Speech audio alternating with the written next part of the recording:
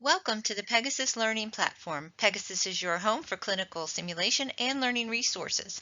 This presentation may be used for content overview and clinical competency and will cover heart failure, some types, and symptoms. When learning about a body system, it's helpful to understand the anatomy or the structure and physiology, the function of that body system, in this case the heart, which makes it easier to understand why different types of heart failure cause certain symptoms. It's also helpful to understand heart valves and heart sounds.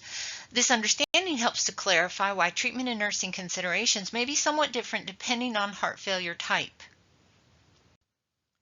For this presentation, our study of the heart will begin with the anatomy and physiology, in this case the chambers. Most people learning about the heart are told to think of the heart like a pump. Well, it is a pump, but thinking of the heart as two pumps working side by side can be more helpful when trying to understand different types of heart failure. The reason this understanding is helpful is because each side of the heart has different blood oxygenation, serves different circulatory system, and receives blood from different circulatory systems. The right side of the heart receives blood from the systemic circulatory system, which is the body. It has deoxygenated blood because it's coming from the body. It's going to send blood to the pulmonic circulatory system, which are the lungs. That's why the right side of the heart pumps blood to the lungs, to oxygenate the deoxygenated blood that it gets from the body. The left side of the heart receives blood from the pulmonic circulatory system, from the lungs. It has oxygenated blood because it is coming from the lungs. It sends blood to the systemic circulatory system, which is the body. That's why the left side of the heart pumps blood to the body, to send oxygenated blood that it gets from the lungs.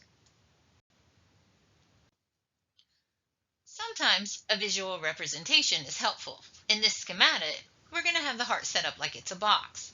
Blood is going to come from the body and go into the right atrium.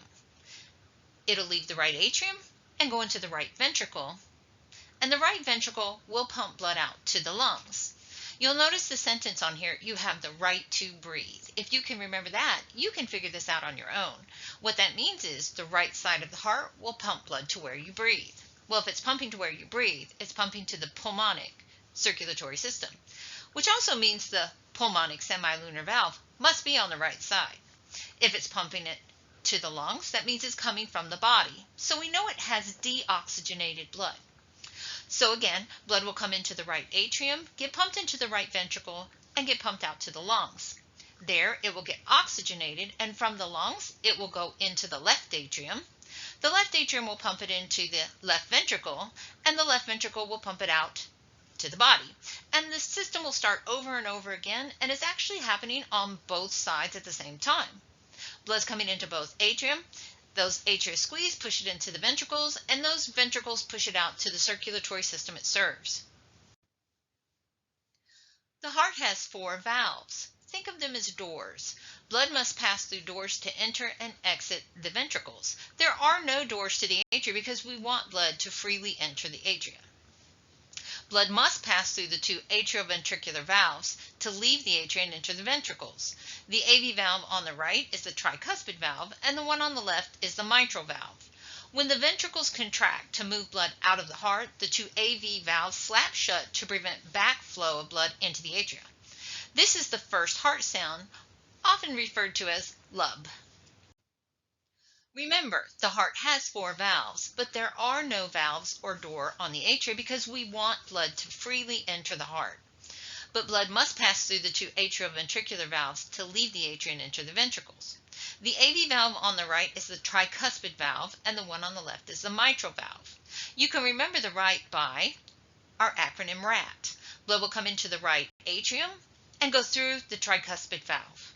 So we know the tricuspid's on the right side of the heart.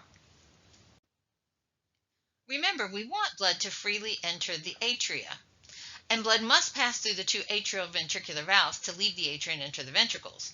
And the AV valve on the right is the tricuspid valve, and the one on the left is the mitral valve. And you can remember that with your acronym LAM. Blood is going to come into the left atrium through the mitral valve, which is a bicuspid valve. The heart has two semilunar valves through which blood must pass to exit the ventricles and enter the pulmonary and systemic circulatory systems. The SL valve on the right is the pulmonic valve, and the one on the left is the aortic valve. When blood leaves the ventricles, the semilunar valves slap closed. This is the second heart sound, often referred to as dub. If we remember our saying, you have the right to breathe, the right side of the heart pumps blood to where you breathe, we can understand what's going on with the two semilunar valves. Blood on the right side of the heart goes to where we breathe, the pulmonary system, so it must pass through the pulmonic semilunar valve. Blood on the left side must go out to the body through the aorta. So it's going to leave the aorta to the systemic system, so it passes through the aortic semilunar valve. Let's discuss the cardiac cycle. The cardiac cycle includes diastole, which is the portion of the cycle when the heart relaxes. Think of it as diastole decompress. During this portion of the cycle, the heart relaxes in order to fill with blood. This is the pause between the beats that you feel against your fingertips when you palpate a pulse. The cardiac cycle also includes systole, which is the portion of the cycle when the heart contracts. Think of it as systole squeeze. During this portion of the cycle, the heart contracts in order to move blood forward. This is what you feel against your fingertips when you palpate a pulse. Another important consideration is our patient's cardiac output, which is the amount of blood that the heart pumps in 1 minute. Calculating cardiac output requires two important variables, which is our stroke volume, the amount of blood pumped with each beat, and the normal stroke volume is 50 to 100 milliliters, and our heart rate, the number of times the heart beats in 1 minute. The normal heart rate is 60 to 100 beats a minute. So CO, which is cardiac output, equals HR times SV. Cardiac output equals the heart rate times the stroke volume. So if our patient has a heart rate of 82 and a stroke volume of 78, our patient's cardiac output would be 6,396 milliliters. Now that we have a better understanding of the anatomy and physiology of the heart, we can discuss heart failure and heart disease. As noted previously in this presentation, there are many types of heart failure diseases, and they have many different causes. This portion covers a few in a brief overview of the following: systolic heart failure and diastolic heart failure. Keep in mind that heart failure is exactly that. It's failure of the heart. And when you know what the heart's supposed to do, it's easier to understand what it's failing to do. Also, dilated cardiomyopathy and hypertrophic cardiomyopathy. Cardiomyopathy is heart muscle disease. So we know that this is disease of the muscle of the heart. Let's start with right-sided heart failure. Well, what is right-sided heart failure? It's failure of the heart on the right side. If that sounds simple, it's because it is simple. The job of the right side of the heart is to pump blood to the lungs. Remember, we have the right to breathe, so the right side of our heart will pump blood to where we breathe, which is the lungs. If it fails to pump blood to the lungs, blood will back up where it's coming from, in this case, the body. That explains why the symptoms of right-sided heart failure are evident in the body. Symptoms of right-sided heart failure that are evident in the body include the acronym HEAD, which is hepatomegaly, enlarged liver, edema, ascites, and distended neck veins. Now we'll briefly focus on left-sided heart failure. It's failure of the heart on the left side. If that sounds simple, again, it's because it is simple. The job of the left side of the heart is to pump blood to the body. If it fails to pump blood to the body, blood will back up where it's coming from, in this case, the lungs. That explains why the symptoms of left-sided heart failure are evident in the lungs. Symptoms of left-sided heart failure that are evident in the lungs include the acronym CHOP: cough, hemoptysis, orthopnea, and pulmonary congestion. What is diastolic heart failure? It's failure of the heart in diastole. Well, what's the heart supposed to do in diastole? We know it's supposed to relax and expand enough to fill with blood. Remember, diastole decompress. In diastolic heart failure, the heart is unable to relax as it should, or the heart muscle has hypertrophy and the muscle isn't as compliant as it should be. Systolic heart failure is failure of the heart in systole. Remember, in systole, the heart is supposed to squeeze with enough force to push blood out of the ventricle.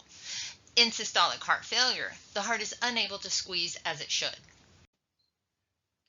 Dilated cardiomyopathy simply means dilated heart muscle disease. In this condition, the heart is stretched out more than it should be.